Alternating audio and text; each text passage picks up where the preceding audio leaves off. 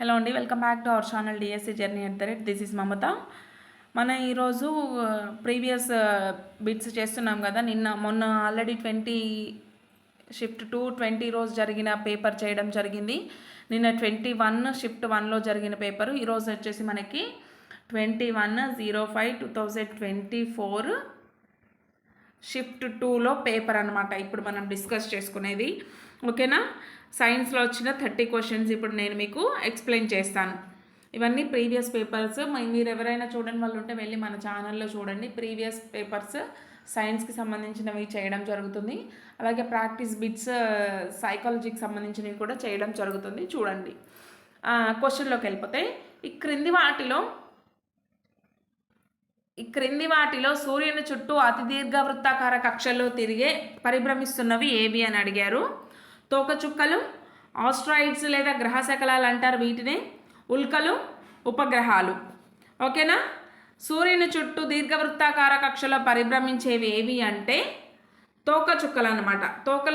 తోకచుక్కలు ఏంటంటే సూర్యుని చుట్టూ దీర్ఘవృత్తాకార కక్షలో పరిభ్రమిస్తూ ఉంటాయి. సో రైట్ ఆన్సర్ వచ్చేసి ఆప్షన్ 1. 121 అయిపోయింది కదా. ఇప్పుడు మనకు 122 క్వశ్చన్. వర్షపు నీటిని సేకరించే ప్రక్రియను ఇలా అంటారు. వర్షపు నీటిని నింపడం, వర్షపు నీటిని పట్టుకోవడం, వాన నీటి సంరక్షణ, వర్షపు నీటిని రీఛార్జ్ చేయడం. రైట్ ఆన్సర్ వచ్చేసి వాన నీటి సంరక్షణ అనే ప్రాసెస్ ద్వారా వర్షపు నీటిని సేకరిస్తారన్నమాట.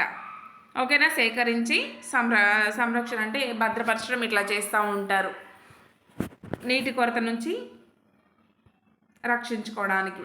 ఓకేనా. Option C is the right answer. Next question. ధ్వని కంపనాలను విద్యుత్ సంకేతాలుగా మార్చే మానవుని యొక్క చెవి భాగం. ఆప్షన్ 1 పిన్న, ఆప్షన్ 2 శ్రవణకుల్య, ఆప్షన్ 3 కర్ణబేరి, ఆప్షన్ 4 కాక్లియా. ఓకేనా. రైట్ ఆన్సర్ వచ్చేసి మనకి cochlea. Cochlea is the right answer. Next question. ఒక సాధారణ సౌరఘటాన్ని వీటిని ఒకదానిపై ఒకటి పేర్చడం ద్వారా తయారు చేస్తారు. ఓకేనా. సిలికాన్ బోరాన్ పొర మరియు సిలికాన్ ఆర్సెనిక్ పొర. ఆప్షన్ 2 వచ్చేసి సిలికాన్ సోడియం పొర మరియు సిలికాన్ కార్బన్ పొర. ఆప్షన్ 3 వచ్చేసి సిలికాన్ గ్యాలియం పొర మరియు సిలికాన్ కార్బన్ పొర. ఆప్షన్ 4 వచ్చేసి సిలికాన్ మెగ్నీషియం పొర మరియు సిలికాన్ సోడియం పొర. రైట్ ఆన్సర్ వచ్చేసి సిలికాన్ బోరాన్ పొర మరియు సిలికాన్ ఆర్సెనిక్ పొరను ఒకదానిపై ఒకటి పేర్చడం ద్వారా సౌరఘటాన్ని అయితే తయారు చేస్తారు. Next 125 question. 3 నిరోధాలు R1 = 6 ఓం, R2 = X ఓం అనుకోవాలి, R3 = 6 ఓంలు వలయంలో సమాంతర సంధానం చేయబడ్డాయి. వలయంలో ఫలిత నిరోధం 2 ఓమ్స్ అయితే X విలువను కనుగొనండి అని అన్నారు. ఓకేనా. 10, 12, 6, 14. రైట్ ఆన్సర్ వచ్చేసి మనకి 6 ఓమ్స్. ఎలా అంటే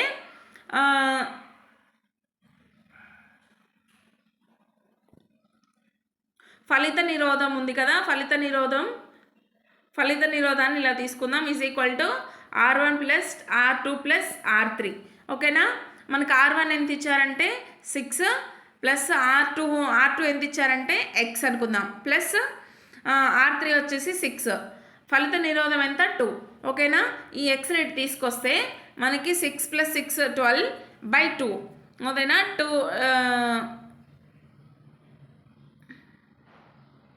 2 6 12. ఓకేనా. 2 6 12 అంటే మనకి X = 6 అవుతుంది. సో ఆన్సర్ వచ్చేసి థర్డ్ ఆప్షన్. నెక్స్ట్. సాధారణంగా ఈ కొలిమిని భర్జన ప్రక్రియకు ఉపయోగిస్తారు. భర్జన ప్రక్రియకు ఉపయోగించే కొలిమి ఏమిటని అడగడం జరిగింది. బ్లాస్ట్ కొలిమి, రివర్బరేటరీ కొలిమి, విద్యుత్ కొలిమి, రిటార్ట్ కొలిమి. ఓకేనా. భర్జన ప్రక్రియకు ఉపయోగించే కొలిమి వచ్చేసి మనకి రివర్బరేటరీ కొలిమి. Option 2 is the right answer. Plastic పరిశ్రమ యొక్క పితామహుడు ఎవరని అడిగారు. Alexander Parkes, Hermann Staudinger, doctor Leo Hendrik Baekeland, John Dalton. Right answer వచ్చేసి డాక్టర్ లియో హెన్రిక్ బేక్లాండ్ అనమాట. ఓకేనా. Option 3 is the right answer. Vaseline తయారీకి ఉపయోగించే పదార్థం ఏమిటని అడిగారు. పారఫిన్ మైనం, బొగ్గు, కోక్, లూబ్రికేటింగ్ ఆయిల్, దీన్ని కందెన అంటాం కదా. కందెనలు మనం దేనిలో వాడతామంటే లూబ్రికెంట్స్గా వాడతాము. లైక్ చక్రాలు, వాటిలో గ్రీజ్ లాంటివి వేస్తాం కదా చైన్ల దగ్గర, అట్లాంటి వాటిలో లూబ్రికెంట్ వాడతాము. వ్యాజ్లిన్లో మాత్రం వాడమన్నమాట. బొగ్గు వచ్చేసి బొగ్గును కూడా వాడము. కోక్ని కూడా మనకి వ్యాజ్లిన్లో అనేది వాడరు. పారాఫిన్ మైనాన్ని వ్యాజ్లిన్ తయారీలో వాడతారు. ఈ పారాఫిన్ మైనాన్ని మనం ఏమంటామంటే పెట్రోలియం జెల్లీ అని కూడా అంటారు. ఓకేనా, పెట్రోలియం జెల్లీ అని కూడా అంటారు పారాఫిన్ మైనాన్ని. ఇది వ్యాజ్లిన్ తయారీకి ఉపయోగపడుతుంది. నెక్స్ట్ వచ్చేసి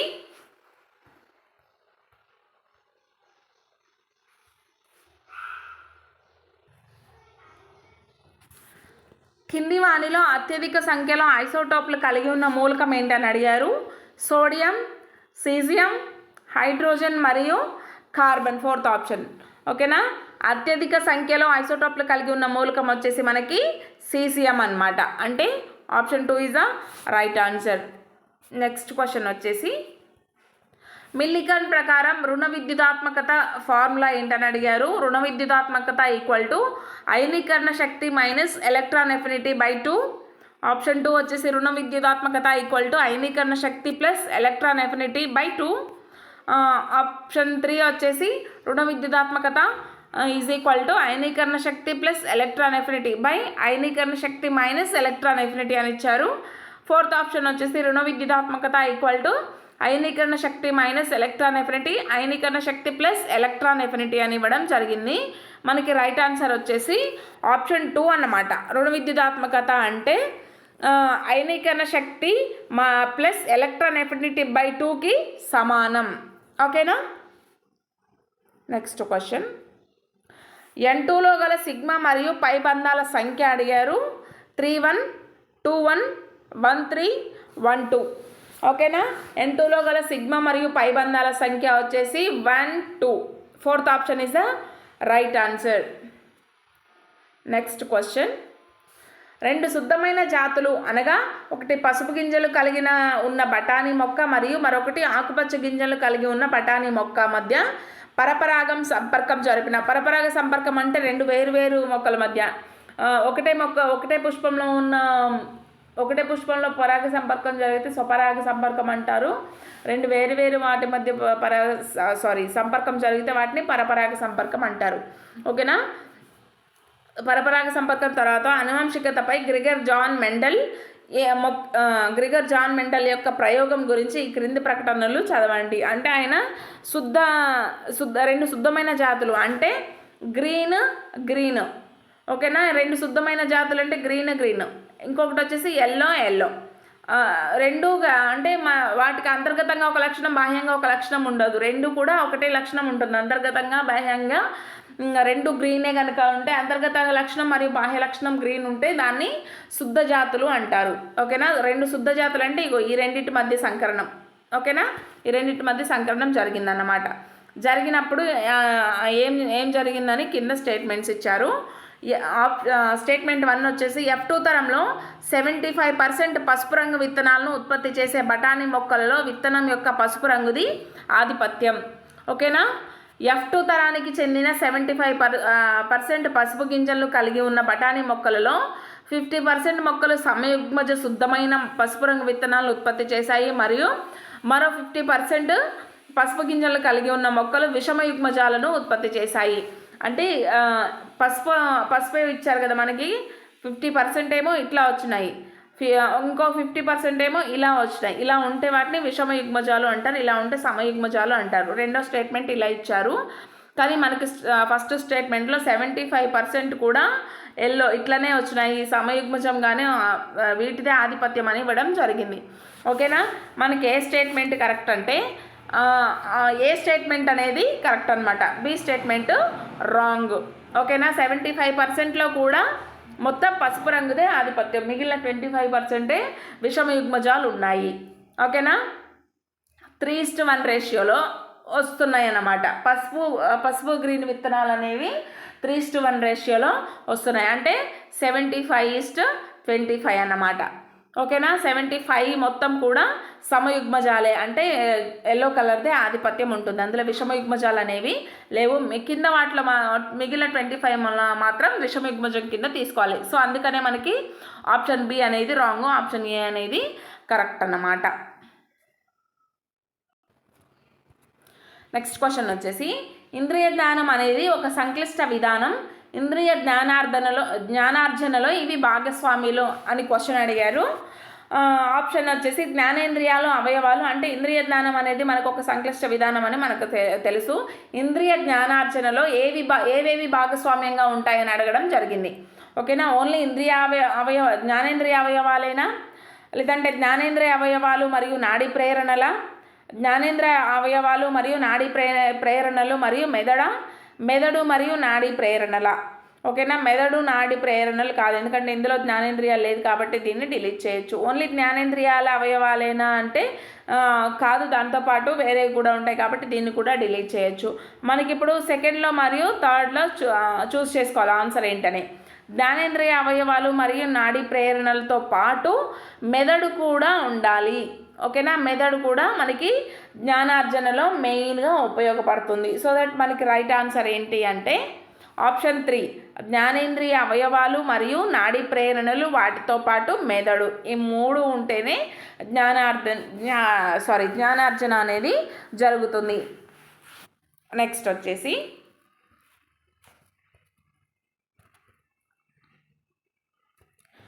మానవునిలో వెస్టిజియల్ లేదా అవశేష అవయవాలు ఆకస్మికంగా కనిపించడాన్ని ఇలా పిలుస్తారు. పిండోత్పత్తి నిదర్శన, అటావిజం, లామార్కిజం, అస్తిత్వవాదం. ఓకేనా. వెస్టిజియల్ ఆర్గాన్స్ ఆకస్మికంగా కనిపించడాన్ని అంటే ఫర్ ఎగ్జాంపుల్ లైక్ ఒక్కొక్కసారి కొంతమంది పిల్లలు తోకతో పుడతారు. మనకి తోక అనేది యూజ్లెస్ కాబట్టి అది అంతరించిపోయింది. మనకేంటంటే మనకు ఉపయోగపడే అవయవాలు ఏవైతే ఉన్నాయో అవి మాత్రమే తర్వాత తరానికి అందించబడతాయి, ఉపయోగపడనివి నశించిపోతాయి. దీన్నే ఫిట్టెస్ట్ థియరీ అని అంటాం కదా. సో అలాగే ఈ తోక అనేది మనకు అంతరించిపోయింది. కానీ ఒక్కొక్కసారి కొంతమంది తోకతో పుట్టిన శిశువు అని మనం న్యూస్లో చూస్తూ ఉంటాం. అంటే మనకి అవశేష అవయం తోక అనేది, కానీ అది ఒక్కొక్కసారి ఆకస్మికంగా బయటకు వస్తుంది. ఏదైనా మనకి అవశేష అవయవాలు అనేవి ఆకస్మికంగా బయటకు వస్తే దాన్ని అటావిజం లేదా ఆటిజం అంటారు. ఇంగ్లీష్లో అయితే ఆటిజం అంటారు, తెలుగులో అటావిజం అంటారు. ఓకేనా. మానవునిలో మొత్తము అవశేష అవయవాలు ఎన్ని ఉన్నాయంటే 180 అవశేష అవయవాలు ఉన్నాయి మానవునికి. ఓకేనా. అందుకే మానవుని ఏమంటామంటే నడిచే అవశేష అవయవాల మ్యూజియం అని కూడా అంటారు. ఓకేనా. మానవునిలో మొత్తం 180 అవశేష అవయవాలు 180 అవశేష అవయవాలు అనేవి ఉండడం జరిగింది. ఓకేనా, గుర్తుంచుకోండి. నెక్స్ట్ వచ్చేసి, క్రింది వాటిలో కాండం యొక్క రూపాంతరాన్ని గుర్తించండి అని అడిగారు. క్యారెట్, బీట్రూట్, ముల్లంగి, అల్లము. ఓకేనా. క్యారెట్ కావచ్చు, బీట్రూట్ కావచ్చు, ముల్లంగి ఇవన్నీ కూడా రూట్ మోడిఫికేషన్స్, అంటే వేరు యొక్క రూపాంతరాలు. అల్లం అనేది కాండ రూపాంతరం. ఓకేనా. అల్లం అనేది కాండ రూపాంతరం అన్నమాట. నేల యొక్క ఈ భాగంలో విత్తనాలు మొలకెత్తుతాయి మరియు మొక్కల వేర్లు పెరుగుతాయి. నేల ఏ భాగంలో విత్తనాలు మొలకెత్తుతాయి మరియు వేర్లు బాగా పెరుగుతాయి అని క్వశ్చన్ అడిగారు. ఆప్షన్ ఏ వచ్చేసి ఏ హారిజైన్, ఆప్షన్ 2 వచ్చేసి బి హారిజైన్, ఆప్షన్ 3 వచ్చేసి ఆర్ హారిజైన్, ఆప్షన్ 4 సి హారిజైన్. ఓకేనా. రైట్ ఆన్సర్ వచ్చేసి ఏ హారిజైన్లో మనకి మొక్కలు అనేవి విత్తనాలు మొలకెత్తడానికి మరియు మొక్కలు వేర్లు వేగంగా ఎక్కువగా పెరగడానికి యూజ్ అవుతుంది.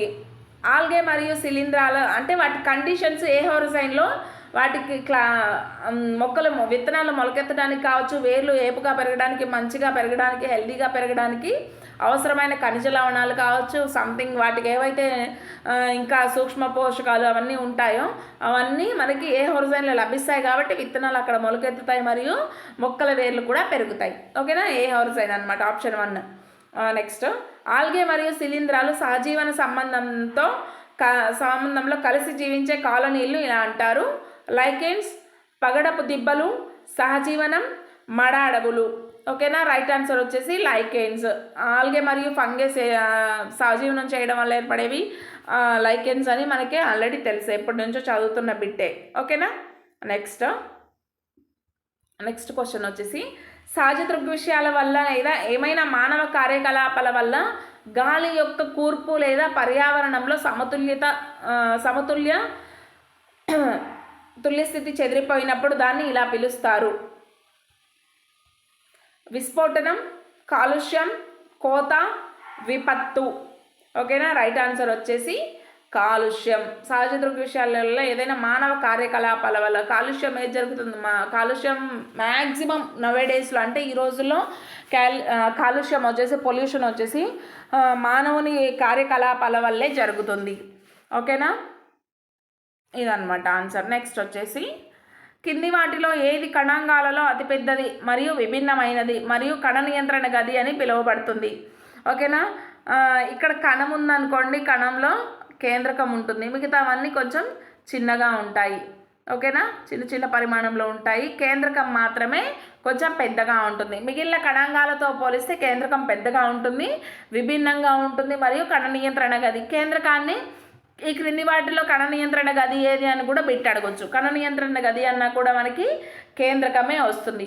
ఓకేనా, కణాంగాలన్నింటిలో అతిపెద్దది అంటే కేంద్రకమే వస్తుంది. విభిన్నమైనది అంటే కూడా కేంద్రకమే వస్తుంది. ఎందుకంటే మనకి మిగిలిన కణాంగాలలో కేంద్రకంలో వచ్చేసి డిఎన్ఏ కావచ్చు, క్రోమోజోమ్లు కావచ్చు, ఇవన్నీ కేంద్రకంలోనే ఉంటాయి.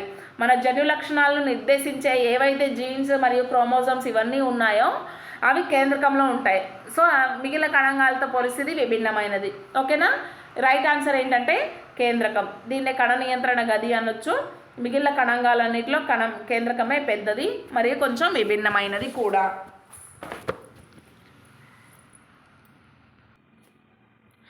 నెక్స్ట్ క్వశ్చన్ వచ్చేసి మన శరీరంలో కండరాలు దీని ద్వారా చర్మం మరియు ఎముకలకు జత చేయబడతాయి. ఆప్షన్ 1 ఎడిపోస్ కణజాలం, ఆప్షన్ 2 మృదులాస్థి, ఆప్షన్ 3 వచ్చేసి సంధి బంధనం, ఆప్షన్ డి ఏరియోలార్ కణజాలం. రైట్ ఆన్సర్ వచ్చేసి ఏరియోలార్ కణజాలం. ఏరియోలార్ కణజాలం ద్వారా కండరాలు మరియు చర్మం ఎముకలకు జత చేయబడి ఉంటాయి. ఓకేనా, నెక్స్ట్ క్వశ్చన్. ఈ పదార్థాలు ఉన్న వస్తువులను చూడడం చూడగలం కానీ స్పష్టంగా కనపడవు. పాక్షిక పారదర్శకత, అపారదర్శకత, ఉక్కు. రైట్ ఆన్సర్ వచ్చేసి పాక్షిక పారదర్శకత. పాక్షిక అంటే పార్షియల్గా అంటే కొంచెం వస్తువులు అయితే అంటే ఇమేజ్ అయితే కనిపిస్తుంది కానీ క్లియర్ ఇమేజ్ అయితే కనిపించదు, అంటే స్పష్టంగా అయితే కనిపించదు. ఫర్ ఎగ్జాంపుల్ నూనె పూసిన కాగితంని తీసుకోండి, అది కూడా పాక్షిక పారదర్శకతను ప్రదర్శిస్తుంది. నెక్స్ట్ వచ్చేసి బ్రుగల్స్ మరియు కామన్ కార్ప్స్, కాట్లస్, రోహాస్ వీటిని వాటి ఫీడింగ్ జోన్ల ఆధారంగా పైనుండి కిందకు అమర్చండి. ఓకేనా, మనకి ఇక్కడ ఆప్షన్స్ వచ్చేసి మృగల్స్, బురద మట్టలు, జల్లలు, మోసు చేపలు. ఈ ఆప్షన్ డిలీట్ చేయొచ్చు ఎందుకంటే మనకి బురద మట్టలు మధ్యలో అయితే ఉండవు, బురద మట్టలు చివరిని ఉంటాయి కాబట్టి. ఓకేనా, జల్లలు, మోసు చేపలు.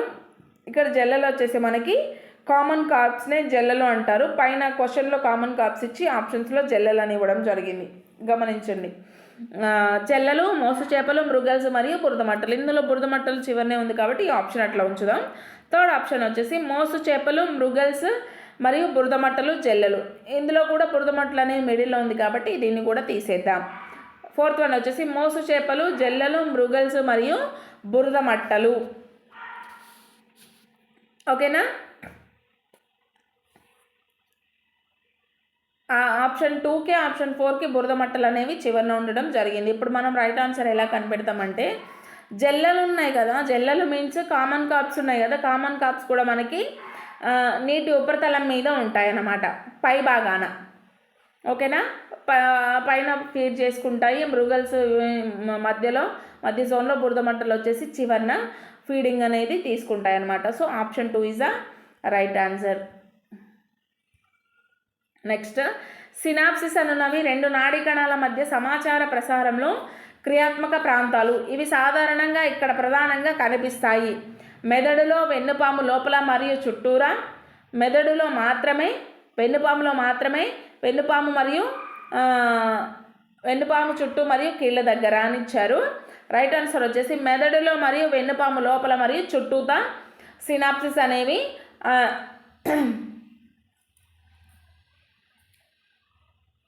కనిపిస్తూ ఉంటాయన్నమాట. మెదడులో మాత్రమే కాదు, ఎందుకంటే ఈ వెన్నుపాములో కూడా ఉంటాయి. వెన్నుపాములో మాత్రమే కాదు, ఈ రెండిట్లో ఉంటాయి కాబట్టి ఈ రెండు ఆప్షన్స్ని తీసేయచ్చు. కీళ్ళ దగ్గర అనేవి ఇవి ఉండవన్నమాట. నెక్స్ట్ వచ్చేసి ఇక్కడ నుంచి మనకి 145 క్వశ్చన్ నుంచి మెథడాలజీ క్వశ్చన్స్ అనేవి స్టార్ట్ అవుతాయి. మెథడాలజీ క్వశ్చన్స్ మనకి 6 ఉంటాయి కదా, ఇవన్నమాట. మీరు ఎవరైనా మెథడాలజీ బిట్స్ కావాలంటే మన ఛానల్లో వచ్చేసి షార్ట్స్ రూపంలో మెథడాలజీ బిట్స్ పెట్టడం జరిగింది. ప్లస్ ప్రాక్టీస్ బిట్స్ లాగా కూడా మన ఛానల్లో వీడియోస్ అయితే పెట్టాను మెథడాలజీకి సంబంధించి. ఓకేనా. సైన్స్లో పరికల్పనను పరీక్షించడానికి క్రింది వాటిలో ఏది బాగా సరిపోతుంది? పరిశీలన, ప్రయోగం, సమూహ చర్చ, సమస్య పరిష్కారం.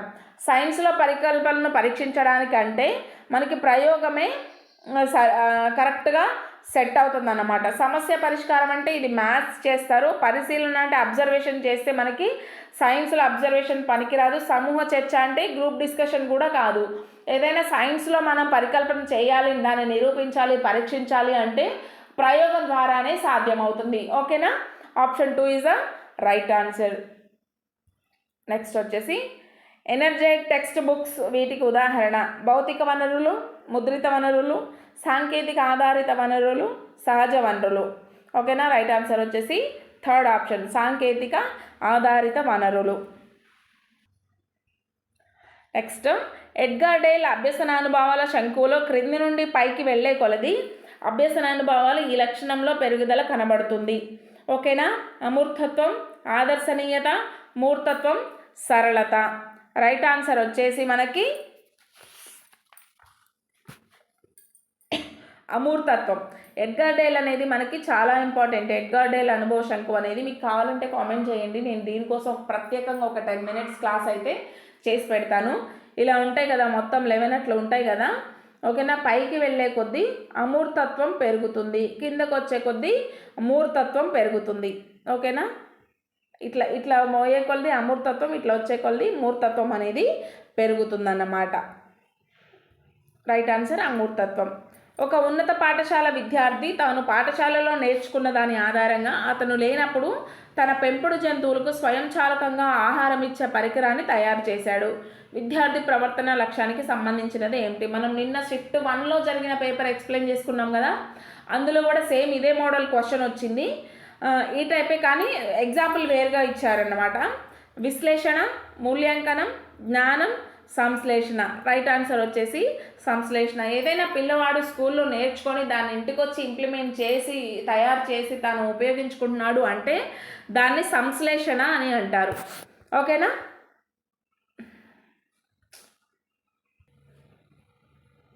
నెక్స్ట్ క్వశ్చన్ వచ్చేసి కరికులం అనే పదం ఆంగ్లంలో ఈ అర్థం గల లాటిన్ పదం కుర్రురే నుండి తీసుకొనబడింది. దాని మీనింగ్ ఏంటి అని అడుగుతున్నారు.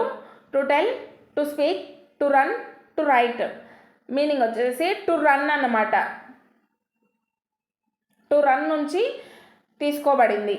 నెక్స్ట్, ఎడ్గార్ డేల్ అనుభవ శంకు ఆధారంగా సరికాని జతను గుర్తించండి. చూసారా, ఎడ్గార్ డేల్ ఇక్కడ వచ్చింది మనకి. ఎడ్గార్ డేల్ అనుభవ శంకు నుంచి క్వశ్చన్ లేకుండా అసలు క్వశ్చన్ పేపరే ఉండదు. ఇన్కేస్ మీకు కావాలి ఆ టాపిక్ ఈజీ వేలో ఏమైనా కోర్స్తో కావాలి అంటే కనుక నాకు కామెంట్ చేయండి, వీడియో చేసి పెడతాను.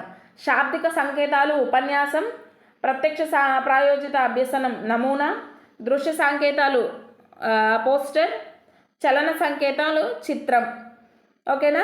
రైట్ ఆన్సర్ వచ్చేసి ప్రత్యక్ష ప్రాయోజిత అభ్యసనం నమూనా అనేది సరికాని జత అన్నమాట.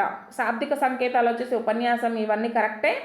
దృశ్య సంకేతాలు అంటే పోస్టర్లు, చలన సంకేతాలు వచ్చేసి చిత్రం. ఓకేనా. రైట్ ఆన్సర్ వచ్చేసి ఇదన్నమాట, ఇది సరికాని జత. ఇదండి మనకి మొన్న అంటే షిఫ్ట్ 2లో జరిగిన ఎగ్జాము 21/05/2025లో జరిగిన షిఫ్ట్ 2లో జరిగిన ఎగ్జామ్ అన్నమాట.